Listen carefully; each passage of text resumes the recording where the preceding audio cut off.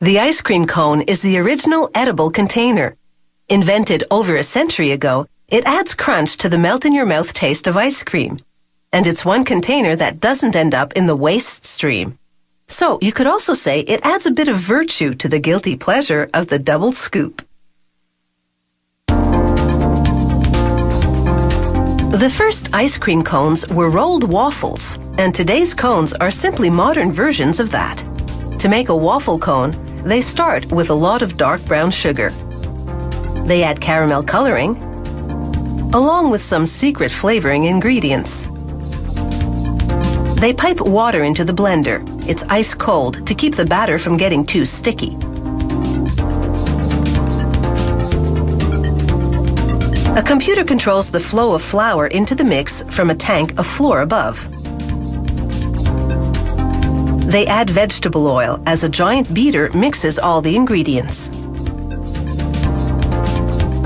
The batter then flows out of the blender and into a refrigerated tank.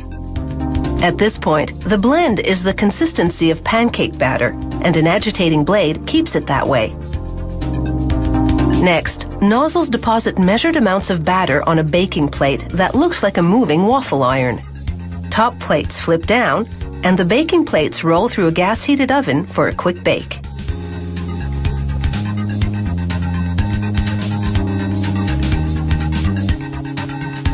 The top plates lift up, revealing the cooked waffle patties. Automated arms help transfer the patties to rolling tools.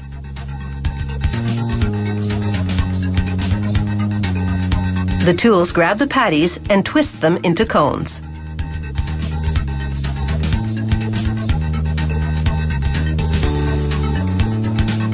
The cones fall down a chute and ride an open elevator up and down to cool and harden.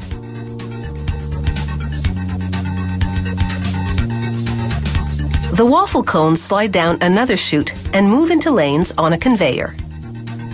Automated fingers adjust their position to prepare them to slide into paper jackets.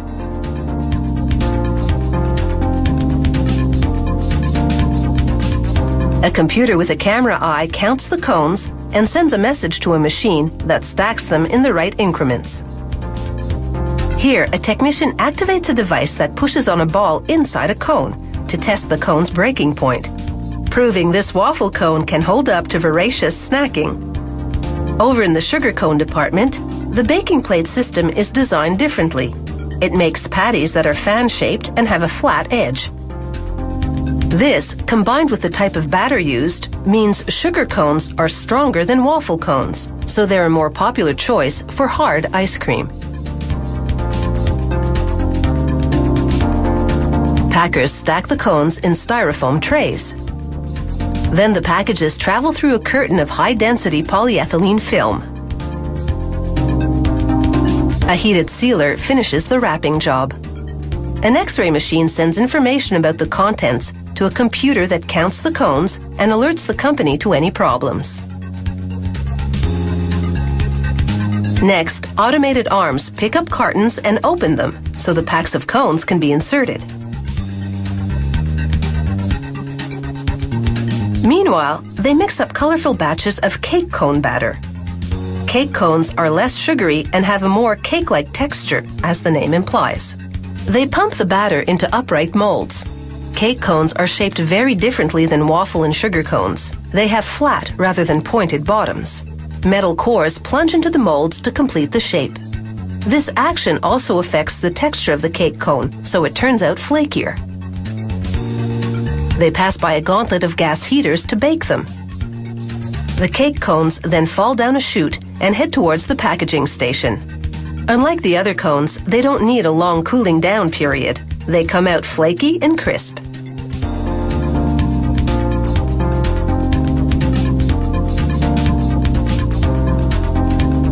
A mechanical arm picks up paper sleeves and drops them in front of the cones.